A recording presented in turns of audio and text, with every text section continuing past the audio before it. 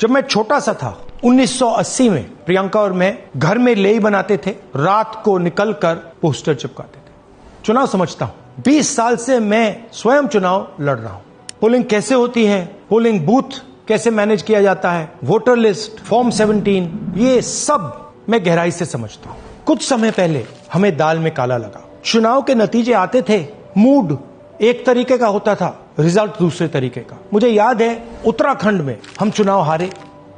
बाद में मैंने कैंडिडेट से पूछा कि जहां रोड शो हुआ था वहां जाके देखिए हमें कितने वोट मिले। हजारों लोग आए थे, पोलिंग बूथ में किसी ने वोट नहीं किया। यह असंभव था, यह हो ही नहीं सकता। उसके बाद छत्तीसगढ़ और मध्य प्रदेश के रिजल्ट, हमें लगा कुछ ना कुछ गलत हो रहा है। 2018 में मध्य प्रदेश में चुनाव होता है, हम जीतते हैं, हमारी सरकार चोरी हुई थी। 2023 में चुनाव होता है, मैंने अपने आंखों से भारत जोड़ो यात्रा में देखा, भयंकर एंटी इनकम्बेंसी, और हमें 65 सीट मिलते हैं। इम्पॉसिबल, हो ही नहीं सकता। और फिर महाराष्ट्र में पहली बार हमें सबूत मिला, विधानसभा और लोकसभा के बीच में जादू से नए वोटर आते हैं, और जहां भी इन नए वोटर्स ने वोट किया वहां वोट बीजेपी को गया।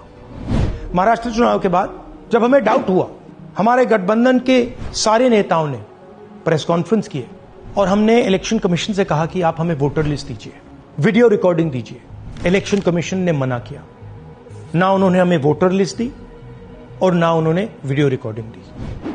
डाउट हुआ, क्यों नहीं दे रहे, क्या कारण है? तो हमारे दिमाग में सवाल उठा, क्या इलेक्शन कमीशन बीजेपी की मदद कर रहा है? क्या इलेक्शन कमीशन ही इलेक्शन को चोरी करवा रहा है? इसके बाद हमने एक टीम सेटअप की और हमने उन्हें कहा कि आप जाइए, एक कंस्टिट्यूएंसी में जाके ढूंढिए, सच्चाई ढूंढिए, किस प्रकार से चीटिंग की जा रही है, किस प्रकार से यह काम किया जा रहा है और कौन कौन इस काम को कर रहे हैं। सबसे महत्वपूर्ण बात यह है कि इलेक्शन कमीशन डिजिटल डेटा नहीं देता है, फिजिकल डेटा देता है। मतलब लाखों कागज में वोटर लिस्ट दे देगा, मगर डिजिटल वोटर लिस्ट किसी को कभी नहीं देता है। क्यों नहीं देता? कारण क्या है? कारण है कि अगर डिजिटल डेटा मिल जाए तो इलेक्शन कमीशन की सच्चाई पूरे देश को पता लग जाएगी। हमने टीम को बताया, मैंडेट दी कि आप जाके चेक कीजिए, आप 5-7 सीटों पे पता लगाइए कि चीटिंग हुई, और अगर हुई तो कैसे हुई।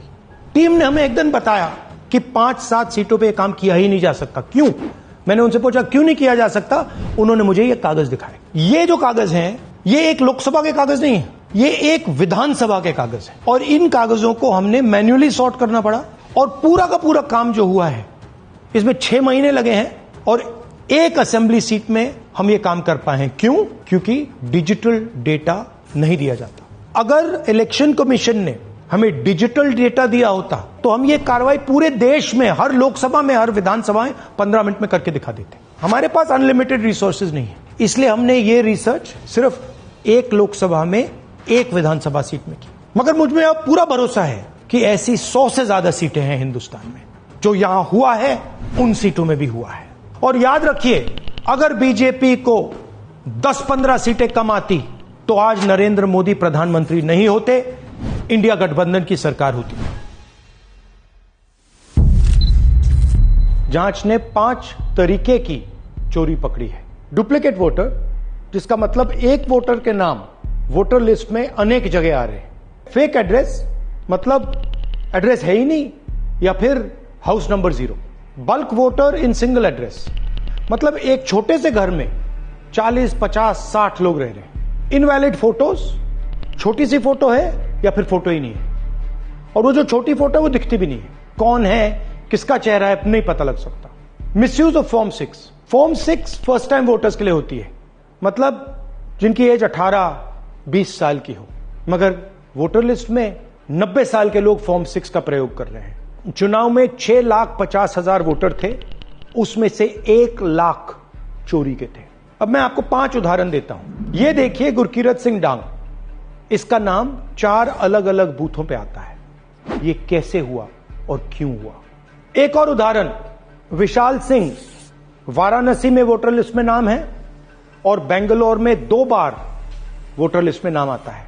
क्या ये वाराणसी में वोट कर रहे हैं या बेंगलोर में वोट कर रहे हैं या दोनों जगह वोट कर रहे हैं। एक और उदाहरण देखिए, हाउस नंबर 0। तो आपने कभी सुना है हाउस नंबर 0? हमने तो नहीं सुना था, मगर बेंगलोर में हजारों हाउस नंबर 0 हैं वोटर लिस्ट पे। हाउस नंबर 35 की कहानी सुनिए। छोटा सा घर है, ज्यादा से ज्यादा 4 लोग रह सकते हैं, मगर इस 35 में 80 लोग वोटर लिस्ट में रजिस्टर्ड है। ये ईआरओ ने कैसे अप्रूव किया, क्यों अप्रूव किया, पता लगाना है। अच्छा, अब ये देखिए वोटर लिस्ट, इनकी फोटो देखिए, या फोटो है ही नहीं या फिर छोटी छोटी फोटो है जो दिख नहीं सकती। इन वोटर आईडीज पे वोट दिया गया है। अब मैं आपको बताता हूं शकुन रानी की कहानी। फर्स्ट टाइम वोटर बनी है, 70 साल की आयु है। एक बार फॉर्म 6 का प्रयोग किया और उसके कुछ ही महीने बाद दूसरी बार फॉर्म 6 का प्रयोग होता है। 2 बार इनका नाम वोटर लिस्ट में आता है और फर्स्ट टाइम वोटर की लिस्ट में आता है। ये फर्स्ट टाइम वोटर हो ही नहीं सकती। तो क्या शकुन रानी जी ने वोट किया या किसी और ने शकुन रानी जी के लिए वोट किया? ये ही छुपाने के लिए सीसीटीवी का डेटा हमें नहीं दिया जा रहा है।